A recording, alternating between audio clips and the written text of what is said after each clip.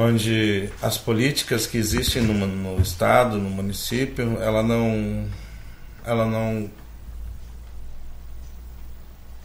dá conta, ela não é eficiente, ela é defasada, ela é sucateada, ela não dá perspectiva nem esperança de um mundo melhor, de uma ressocialização, de uma visão desconstruída do preconceito que vive a população de rua hoje no estado e no município. Então, a nossa meta no ano de 2015, 2016 é correr pelos básicos das políticas públicas, da assistência, da saúde. No dia 28 de setembro a gente tem um grande encontro com a saúde, onde vai estar todas as secretarias, que a gente vai levar pautas, que vai levar encaminhamentos e talvez algumas soluções, se a saúde quiser concordar com os projetos que a gente tem, desde a redução de danos, encaminhamentos, casa transitória da saúde, casas terapêuticas, consultório de rua. A gente tem um consultório de rua hoje, para você ter uma ideia, que não tem um médico clínico. Nós temos os outros médicos, mas eles não atuam nessa área onde pode fazer um diagnóstico, um tratamento. Então, a gente está aí correndo atrás dos nossos objetivos, que é, sim, tirar a pessoa da situação de rua e dar a possibilidade dela ser ressocializada e ter o vínculo familiar resgatado. E hoje, pessoal, quantas pessoas em Florianópolis vivem em situação de rua? Vocês têm essa informação? Essa informação ela não é muito segura, porque infelizmente também, como eu te falei, a falha do nosso sistema público ele é muito grande. Então, para ter uma base dessa, você tem que ter um CAD único. Mas o CAD único não é só pelos que frequentam o Centro Pop, porque alguns não vão. Tem muitos que não gostam de frequentar o Centro Pop já pela maneira que é o tratamento que a ferramenta oferece, com guarda municipal agressivo, onde você tem que ser revistado de manhã, onde você tem que passar pela humilhação de aguentar um monte de violências de direitos humanos para se limitar a tomar um café. Porque se imagina se a moda pega todo lugar que fosse entrar tem que ser revistado. Então acho que o preconceito já começa aí. Acho que a pessoa já vem de um estado de vulnerabilidade por dormir de noite na rua, por estar no frio, por estar na chuva, por ter agressões no nosso poder público, em vez de estar lá protegendo, estar lá batendo. Então, é um sistema muito capitalista que tem que ser pensado em mudanças. Porque o preconceito hoje, ele está em tudo que é canto. 46 anos, um senhor em estado de alcoolismo, sentado, deitado no banco de uma praça, 2 jovens passam, olham para ele, resolvem se divertir. Caminham 600 metros, compram 2 litros de gasolina, voltam e botam em cima desse senhor e botam fogo nele. Não vai dar nada. É um mendigo, é um morador de rua, ninguém vai dar falta. Mas ali estava um ser humano. A gente passa nesse preconceito da nossa gestão como sociedade civil. Nossa gestão vai e nos agride com palavras que só tem usuário de dependência química na rua. Nós temos dependência na rua? Sim, na rua, mas é 35%, 40%, não passa disso. Nós temos pessoas que hoje têm mais de 60 anos dormindo nos bancos da cidade, com frio, com fome, porque não tem aquela locomoção muito rápida para chegar no Centro Pop, e quando chega no Centro Pop já tem 80 na frente. Ele já se deslocou de onde está, cansado, debilitado por causa do álcool e vulnerável pelo estado que ele está vivendo. Então já se terminam se desgostando de ir buscar sua própria refeição.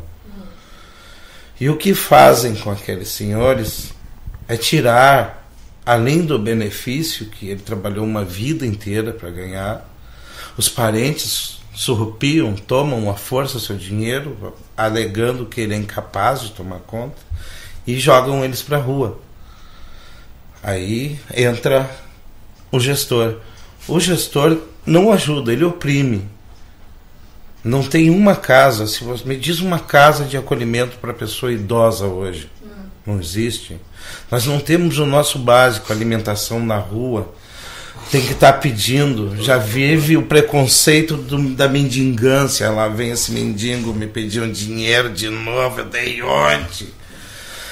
Ou fazendo os pequenos furtos, porque tem pessoas também que não sabem pedir.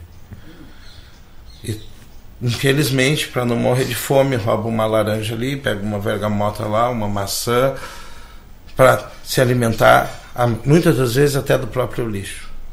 3 horas da tarde, você passando num cartão postal de uma cidade, que é a Praça 15, no entorno as pessoas revirando um lixo para se alimentar às 3 da tarde. Se esse é o maior, para mim, o maior preconceito hoje dentro da nossa gestão, dentro do Estado, dentro do município, é esse. Nós vivemos num país onde se produz a maior quantidade de alimentação do mundo. Mas a gente também tem a maior população do mundo que passa fome. No nosso desperdício do nosso dinheiro. Nós pagamos o maior imposto do país, é a população de rua que paga. É o cigarro e a cachaça. Infelizmente, é uma realidade que muitos não gostam de ver e nem de ouvir. Tem uma coisa que eu aprendi nesses 3 anos de movimento, é que quem não luta pelo futuro que quer, tem que aguentar o futuro que vier. Nós paremos de aguentar o futuro que quiser, e que vier para nós. Nós queremos lutar por um futuro digno, um futuro de direito de andar de cabeça erguida, de ter um banho, ter 3, 4 alimentações por dia, que nem nossa Constituição me garante 2. A gente não tem nenhuma. E quando tem acesso a uma, é hostilizado e maltratado pelo nosso poder público. Então, o preconceito, muitas das vezes, vem de dentro, não de fora. Porque se os de dentro vê com um olhar preconceituoso, por que os de fora têm que olhar com um olhar de acolhimento? E a gente vê também, às vezes, pessoas que são formadas, né, para isso, assistentes sociais, que deveriam ter uma formação mais humanística, de acolhimento e tal, tratarem as pessoas de uma maneira, né, não só os moradores de rua, mas eu vejo isso também com os velhos, né, como tratam mal os velhos. As mulheres. Exatamente. Principalmente nossas mulheres na rua, hoje, são as mais agredidas. Elas são agredidas fisicamente, mentalmente, sem direitos, sem muitas das vezes fazer o necessário, que é trocar um absorvente, tem que ficar 3, 4 dias com o mesmo absorvente. Pegar um feriadão de 4 dias que fecha o centro pop, não tem onde tomar um banho, não tem onde se lavar, não tem muitas das vezes onde trocar o absorvente. Isso é uma violação enorme. Esse movimento agora que a gente vê mais forte, tem mais pessoas atuando, como é que é a relação de vocês como movimento com os próprios moradores de rua? Bom, a questão dos abrigos, quando nós entramos para o movimento em 2012, a gente, naquele ano, tinha morrido 2 pessoas de frio na Praça da Alfândega. E o único albergue que funcionava na época, que estava fechado, também era da maçonaria. Aí o que a gente fez? A gente ocupou a Secretaria de Assistência Social, que era lá na frente, na Mauro Ramos, em frente à Universal. A partir dali, um dos vereadores da Câmara de Vereadores, o Renato Brecht, eu acho, ele interviu a favor daquela manifestação do movimento e marcou uma audiência pública na Câmara de Vereadores. A partir dali, desencadeou a abertura de algumas ferramentas à base de muita pressão. Muita pressão. O albergue da maçonaria abriu uma semana depois. 30 dias depois, através do maior judicial, abriu-se uma casa de acolhimento na Vitor Meirelles. O Schaefer era usuário da casa. E a casa de acolhimento do Monte Serrar. Hoje a gente não tem número de vagas suficiente, não vai ter, porque infelizmente a prefeitura não tem encontrado espaços. Alugaram uma casa no Jardim Atlântico para tirar a casa do Jardim Atlântico. Quando mudou a galera para casa, a vizinhança cercou a casa e não deixou ocupar. Isso faz 10 dias atrás. Então, hoje no município, a gente tem a Casa de Acolhimento do Monte Serrar, a Casa de Acolhimento da Prefeitura, o Albergue Municipal, o Albergue da Maçonaria, a República em Capoeiras, a Casa de Apoio do Estreito. Nesses 3 anos que o movimento que nós temos na luta, a gente também constituiu o nosso comitê intersectorial, que é o Comitê de Monitoramento e Acompanhamento das Políticas Públicas voltadas à situação de rua.